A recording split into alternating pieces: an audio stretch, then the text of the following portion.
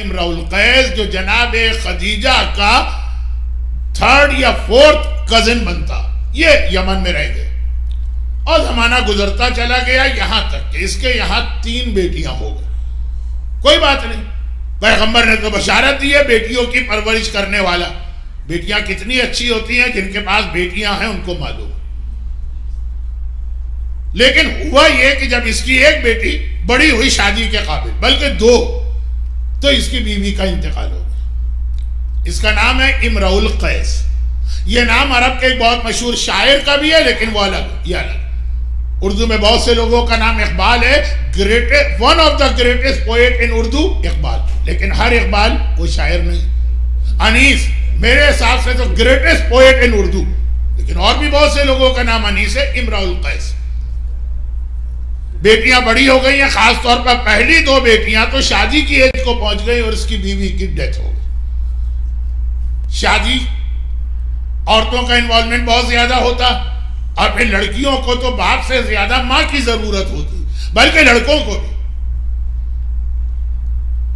بیوی کسی کے مر جائے تو وہ فوراً دوسری شادی کی سوچتا ہے. شہزادی کی وصیت بھی تھی جو کل آپ نے سنی، لیکن شوہر مر جائے تو بہت سی عورتیں پوری زندگی بے وقت میں گزار. اب اس کی بیٹیاں بھی جوان بھی ہیں، اب بیوی مر گئی، اور اس دوران یہ اسلام بھی قبول کر چکا. یمن میں مل نہیں رہا، یہ سیدھا مدینے آیا، مدینہ کیپٹل سٹی. بیٹیوں کو لے کے مدینے میں آیا، لیکن مدینے میں کسی کو جانتا ہی نہیں. صرف اس لیے لے کے آ گیا جیسے میں بہت سے لوگوں کو جانتا ہوں جو انڈیا اور پاکستان کے یہاں سیٹل ہیں. جب بچے شادی کے قابل ہوتے وہ انڈیا اور پاکستان میں جا کر رشتہ ڈھونڈتے ہیں، لیکن اگر ان کی وہاں فیملی یا فرینڈ سرکل ہو تو مسئلہ نہیں ہوتا. کوئی بھی نہ ہو، اس کا یہی مسئلہ کہ مدینے میں اس کا کوئی جاننے والا نہیں. بچیوں کو لے کے آ گیا کہ یہ کیپٹل ہے، یہاں سب مسلمان ہیں، کوئی نہ کوئی رشتہ مل جائے گا. لیکن بہرحال اس کی ایک کنڈیشن، مجھے رشتہ چاہیے کسی شریف آدمی کا. ویسے تو بہت سارے غلط سلط تو یمن میں بھی تھے.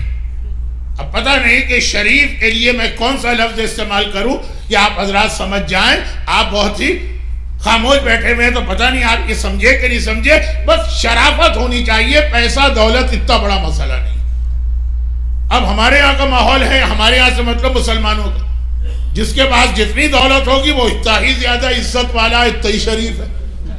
ہمارے یہاں شرافت کا کرائیٹیریا دولت، دکانیں اتنی ساری ہیں، پراپرٹی اتنی زیادہ ہے، مکان اتنے اچھے ہی بہت شریف آدمی. یا یہ کہ مثلاً کوئی بڑی پوسٹ، اب مدینے میں اس نے پہلے ٹرائی وہاں کی. اب اس کا رشتہ وہ لوگ لے نہ لے وہ بات کی چیز ہے، پہلے ٹرائی کی. جن کے پاس دولت تھی ان کے پاس گیا، بڑا مایوس ہو گئے. پیسے ہیں لیکن تف ایسا ذلیل آدمی، یہ نیچر کا ہے، میں نام بھی ان کے نہیں لینا چاہتا ہوں. اور پھر جن کے پاس حکومت تھی ان کو جا کے دیکھا تو وہ اس سے بھی کنڈیم نکلے. اب بہت پریشان ہے کہ میں اتنا لمبا، مدینے سے یمن اس زمانے میں بہت دور ہے، اتنا لمبا ٹریول کر کے آیا ہوں، بیٹیاں میرے ساتھ ہیں، کوئی عورت نہیں ہے فیملی میں، کتنے دن اس طرح گزارا کروں گا. بہرحال پریشانی کے عالم میں ایک دن شام کے وقت مدینے کے باہر بیٹھا ہے. وہ مدینہ بہت چھوٹا اس زمانے میں، آج کی مسجد دیکھی آپ نے مدینے کی، اس زمانے کا تقریباً پورا مدینہ اتنا تھا بس. تب یہ ہے کہ شام کا وقت ہوتا ہے تو ایسے علاقوں میں لوگ ذرا سا شہر کے باہر جا کے تھوڑا سا پلیجنٹ بریز وغیرہ چل رہی ہے، وہاں بیٹھا. اس نے دیکھا کہ ایک آدمی آ رہا ہے، سارا جسم پسینے ہے اور سر پہ گرد و غبار ہے، لگ رہا ہے کہ بڑی محنت کر کے آ رہا. یہودی کے ایک باغ سے نکل کے آ رہا، جیسے ہی اس کو لوگوں نے آتا دیکھا. یہ آؤٹ سائڈ مدینہ، یہاں کوئی زیادہ آبادی نہیں، چھوٹے چھوٹے بچے دوڑتے ہوئے آتے ہیں. اور یہ شخص لوگوں کی نگاہیں بچا کے اس بچے کو 1 درہم، اس بچے کو 1 درہم، اس بچے کو 1 درہم، یہاں تک کہ شہر شروع ہو گیا، اس کے دونوں ہاتھ خالی ہو گئے. اس نے کسی سے پوچھا یہ بچے کون ہیں؟ کہا یہ مدینے کے یتیم بچے ہیں جن کے باپ مارے گئے ہیں اور کوئی ان کو سپورٹ کرنے والا نہیں ہے. اس کو بھی نہیں پتا. اس آدمی نے اس طرح سے دیا کہ کسی نے نہیں دیکھا. امرؤ القیس کیونکہ باہر سے آنے والا آؤٹ سائڈر ہے، بہت مانیٹر کر رہا تھا. اگلے دن پھر وہ وہیں آ کے بیٹھ گیا، پھر دیکھا کہ سارا دن محنت کر کے آ رہا. آپ تو جو امام کا حق ہے خمس اسی میں سے کسی کو واپس کرتے ہیں اور چاہتے ہیں کہ وہ آپ کا احسان بھی مانے. وہ آیتیں جو میں نے شروع میں تلاوت کی وَلَا يَحُضُّ عَلَىٰ طَعَامِ الْمِسْكِينِ، عربی جاننے والے سمجھ رہے ہیں میری بات، وہاں طعام المسکین ہے، اطعام المسکین نہیں. کریکٹ عربی ہے اطعام المسکین. میں قرآن کو ٹھیک کرنے نہیں جا رہا ہوں، ایک میسیج ہے جو انشاءاللہ 2 دن بعد شروع ہوگا، جو میں نے کہا کہ پینڈنگ میسیجز مکمل ہوں گے. کسی اور کے مال سے کسی اور کی مدد کرنا یہ بھی ایک ثواب ہے، لیکن اپنے مال سے پورا دن محنت کر کے آتا. خیبر کے حوالے سے آپ نے ایک حدیث تو بہت سنی. خیبر کا مال غنیمت لے کے جب لوگ آئے تھے تو پورے مدینے میں عید تھی، ہر گھر میں اچھے کھانے بنائے گئے تھے. پہلی بار بچوں نے، مدینے کے بچوں نے کھلونے خریدے تھے یا ان کے والدین لے کر آئے تھے، اچھے کپڑے پہنے تھے. لیکن اس رات جب پورے مدینے میں جشن اور سیلیبریشن تھا، ایک گھر تھا کہ جہاں اس رات کو بھی فاقہ تھا اور اس رات کو بھی بچے پرانے کپڑے پہنے ہوئے تھے، اور وہ تھا فاطمہ زہرا کا گھر. جب فاطمہ کو اطلاع ملی کہ خیبر کے مجاہدین، خیبر 100 کلومیٹر دور، 70 مائل یا 60 مائل، خیبر کے مجاہدین آ رہے ہیں پورے مدینے میں، عورتوں کو پتہ چل گیا. مدینہ چھوٹا سا، شاید جتنا آپ کا سینٹر ہے پورا اور سامنے والا پارکنگ لاٹ ملا لے، اس زمانے کا مدینہ اتنا پتہ چل گیا. ہر گھر کی عورتیں دروازے پہ آ رہی ہیں، اپنے شوہروں کا استقبال کر رہے ہیں. شوہر بھی خالی ہاتھ نہیں آ رہے، لدے پھندے آ رہے ہیں. شہزادی کونین بھی اپنے حجرے کے دروازے پر. جیسے ہی مولا حجرے میں داخل ہو، شہزادی کا پہلا سوال تھا کہ یا ابوالحسن، آپ اپنے گھر اور اپنی اولاد کے لیے کیا لے کے آئے خیبر سے؟ حصہ برابر سے ملا تھا.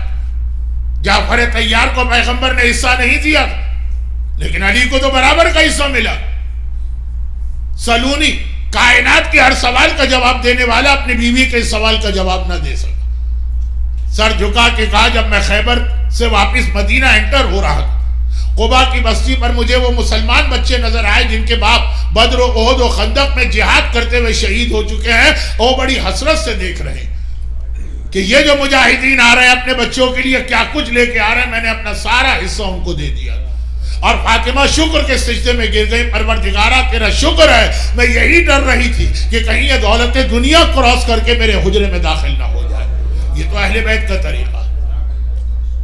چنانچہ مولا کا ساری زندگی یہ طریقہ رہا ہے، پورا دن محنت کرتے ہیں، محنت کی کمائی، اور شام کو ایک بار 3 دن 4 دن اس نے دیکھا، بے اختیار اس نے کہا میں ملینر کے پاس بھی ہو کے آیا ہوں، میں حکمرانوں کے پاس بھی ہو کے آیا ہوں، میں نام نہیں لے رہا ہوں، میں فلاں بڑے آدمیوں کے پاس ہو کے آیا ہوں. دولت تھی، عہدہ تھا، سب کچھ تھا، شرافت نہیں. ما اشرف ھذا الفتح، یہ نوجوان کتنا شریف ہے. صیغہ تعجب. اور ذرا یہاں پہ میرے ساتھ تھوڑی دیر کے لیے عربی سیکھ لیجیے. ما اشرف ھذا الفتح، یہ نوجوان کتنا شریف ہے، پورا دن محنت کرتا ہے، شام کو جو لاتا کسی کو بتائے بغیر ان یتیموں میں تقسیم کر دیتا. فتح، لفظ فتح ہے عربی زبان میں نوجوان کے لیے. ایک اور لفظ ہے شباب. الحسن والحسین سیدہ شباب اہل الجنہ. حسن حسین جوانان جنت کے سردار ہیں. اصل لفظ شباب ہے جوان کے لیے. اس نے یہ لفظ استعمال نہیں کیا، اس نے لفظ فتح استعمال کیا. میں نے جو تھوڑا بہت غور کیا، دونوں کا مطلب ہے نوجوان، مگر ایک فرق. عام نوجوان کو کہتے ہیں شباب، فتح کس کو کہتے ہیں؟ سورہ انبیاء حضرت ابراہیم کا تذکرہ. فَجَعَلَهُمْ جُزَازًا إِلَّا كَبِيرًا. ابراہیم نے تمام بتوں کو ٹکڑے ٹکڑے کر دیا، صرف بڑے بت کو چھوڑ دیا. اور جب قوم نے یہ حالت دیکھی کہ ہمارے بت توڑ دیے گئے، قَالَ مَنْ فَعَلَ هَذَا بِآلِهَتِنَا، ارے ہمارے خداؤں کے ساتھ یہ کس نے کیا کہ ان کے ٹکڑے ٹکڑے کر دیے؟ تو قالو، قوم نے جواب دیا. کیا جواب دیا؟ قالو، قوم نے جواب دیا الفتح سمینا فتن، ہم نے ایک نوجوان کو سنا یذکرہم، وہ ان بتوں کو برا کہتا رہتا ہو، برا کہتا انہو کان ابراہیم، وہ ابراہیم جوان. قوم لفظ شباب استعمال نہیں کر رہی ہے، قوم کہہ رہی ہے فتح، ایک ایسا جوان ہے ابراہیم جو بتوں کو برا کہتا. تو عام نوجوان کا نام ہے شباب، اور جو بتوں کو توڑے اس نوجوان کا نام ہے فتح. تو جس نے کبھی بتوں کے آگے سر نہ جھکایا ہو اور بتوں کو توڑا ہو وہ فتح ہے. اس لیے جبرائیل بھی آئے گا تو لا شبابہ نہیں کہے گا, کہے گا لا فتح الا علی لا سیف الا ذوالفقار.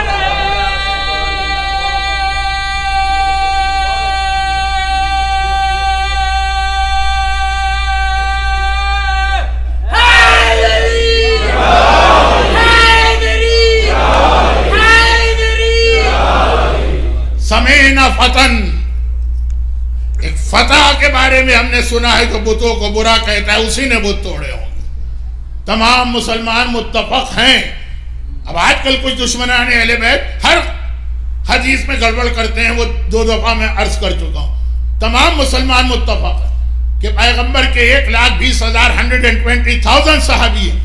جب ان کا نام لیا جائے گا تو کہو گے رضی اللہ تعالی عنہ, اللہ ان سے راضی. لیکن جب ان میں سے 120,000 میں علی کا نام لوگے تو کہو گے کرم اللہ وجہہ, اللہ پیشانی کو بلند کرے. فخر الدین رازی کہتے ہیں وجہ کیا ہے؟ 120,000 1,24,000 ایک طرف, علی ایک طرف, اس لیے کہ علی کرم اللہ وجہہ اس لیے کہہ رہا ہے کہ باقی ہر ایک کی پیشانی کبھی نہ کبھی بتوں کے سامنے جھکی ہے, اور علی واحد صحابی رسول ہے کہ زندگی میں کبھی کسی بت کے سامنے پیشانی کو نہیں جھکایا. کرم اللہ وجہہ. کہا کہ معاشرف حاضر فتح کتنا شریف ہے یہ نوجوان. خود سے آگے بڑھ کے گئے اور کہا کہ اپنا تعارف کرائیے. مولا نے تعارف کرایا اور تو کہا تو اچھا آپ ہیں علی, آپ کا تو بہت تذکرہ سنا ہے کہ آپ مشکل کشا ہیں, میری مشکل کشائی فرمائی. کہا تیرا پرابلم کیا؟ پہلے تو اپنا انٹروڈکشن کرایا, جناب خدیجہ طاہرہ کس طرح میری کزن بنتی ہے. کہا میری 3 بیٹیاں, میری بیوی کا انتقال ہو چکا, میں پریشان ہوں. اول تو اپنی بیٹیوں کی دیکھ بھال اور پھر ان کی شادیاں, بڑی 2 تو شادی کے قابل. مولا نے کہا تمہارا مسئلہ میں حل کرتا ہوں, یہ بتاؤ کہ اگر میں اپنے خاندان میں ان بچیوں کی شادی کروں, اس کو تو یقین ہی نہیں آ رہا. جیسے کل ام البنین کے حوالے سے آپ نے سنا نا, وہاں ام البنین کی ماں کو یقین نہیں آ رہا تھا, یہاں ان بچیوں کے باپ کو یقین نہیں آ رہا.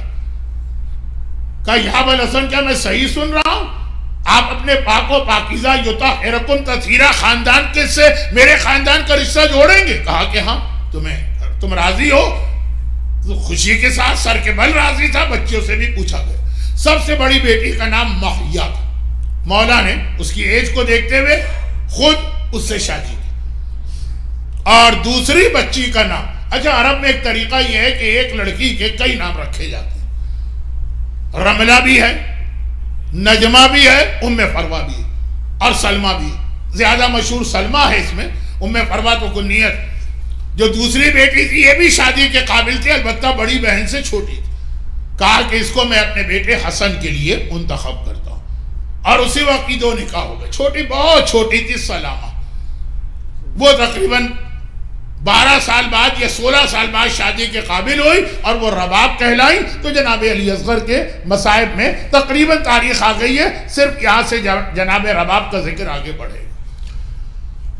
بڑی بہن مولا کی بیوی بنی محیا, درمیان والی بہن سلمہ, وہ امام حسن کی زوجہ قرار پائیں, پہلی زوجہ. امام حسن کی پھر اور شادیاں ہوں, جیسے مولا کی ٹوٹل 10 شادیاں ہوں. 3 کا بیان کل آپ نے سنا, بلکہ 4 کا, اور آج یہ 5ویں محیا. خیر محیا کی ایج زیادہ تھی تو وہ امام حسن کی شہادت سے پہلے انتقال کر گئی, اور سلمہ اپنی بہنوں میں سب سے بڑی ہو گئی. 2 بہنیں, ایک بہت چھوٹی, دوسری اور تیسری کے بیچ میں ایج گیپ بہت زیادہ, پہلی اور دوسری میں کم تھا. سلمہ کی شادی ہوئی تقریباً 36-37 ہجرہ میں. پروردگار نے پہلے ایک بیٹی دی, ام فروا کی پہلی اولاد ایک بیٹی ہے, اور امام حسن کی اولاد میں صرف ایک ہی بیٹی جو ان کو اس بیوی سے ملی ہے, باقی بیویوں سے بیٹی نہیں ملی. اب ایک سوال آپ نہ کیجئے گا کہ نجف اشرف میں تو آج بھی بنات حسن کے نام سے ایک روضہ ہے جس میں 3 قبریں ہیں, حسن کی بیٹیاں, اور سڑک کا نام بھی یہی, اور ہلہ میں بھی امام حسن کی کچھ بیٹیاں. اس کا جواب دوں گا تو بات بہت آگے بڑھ جائے گی, بچے بھی تڑپ رہے ہوں گے الاتش کی وجہ سے, اور بڑوں کو بھی مصائب سننا ہے کسی اور موقع پر. بہرحال خلاصہ اس کا یہ ہے کہ صرف ایک بیٹی تھی، وہ ام فروہ کی پہلی اولاد بیٹی تھی. اور یہ بیٹی بھی کتنی افضل ہے، جس کی شادی بعد میں چوتھے امام سے ہوتی. ہمارے 5ویں امام پیدا ہوتے ام فروہ نے. یہ ہمارے یہاں کم پڑھا جاتا ہے ایک جملہ، یعنی کوئی بہت اہم مسئلہ بھی نہیں. ام فروہ نے اپنی زندگی ہی میں اپنی بیٹی کی اولاد دیکھی، یعنی نانی بن کے کربلا گئی تھی. 5ویں امام کربلا میں تھے، ہر ایک کو پتا. تو 5ویں امام کی نانی کون ہے؟ ام فروہ. ایک ہی بیٹی امام حسن کی تھی، ام فروہ سے. ان کی شادی چوتھے امام سے ہوئی 56 اور 57 میں 5ویں امام پیدا ہوئے. تو ام فروہ نے 5ویں امام کو بھی بچپنے میں اسی طرح پالا ہے جیسے نانی اپنے نواسے کو پالتی ہے. مگر اس کے بعد ام فروہ کے ہاں 4 بیٹے اور ہوئے ہیں، جن میں تیسرے کا نام قاسم. سب سے بڑے احمد، پھر عبداللہ، پھر قاسم، پھر سب سے چھوٹے کا نام عبداللہ رکھا. اور فرق کے لیے ایک کو عبداللہ اکبر کہتے ہیں جو جناب قاسم سے بڑے، اور ایک کو عبداللہ اصغر کہتے ہیں جو جناب قاسم سے چھوٹے. 5 اولادیں اللہ نے ام فروہ کو عطا کی تھی. اور پھر امام حسن کی شہادت ہوئی. اس وقت جناب قاسم کی عمر 3 سال تھی. ام فروہ سلمہ نام ہے، نجمہ بھی نام ہے، رملہ بھی نام ہے، ام فروہ کنی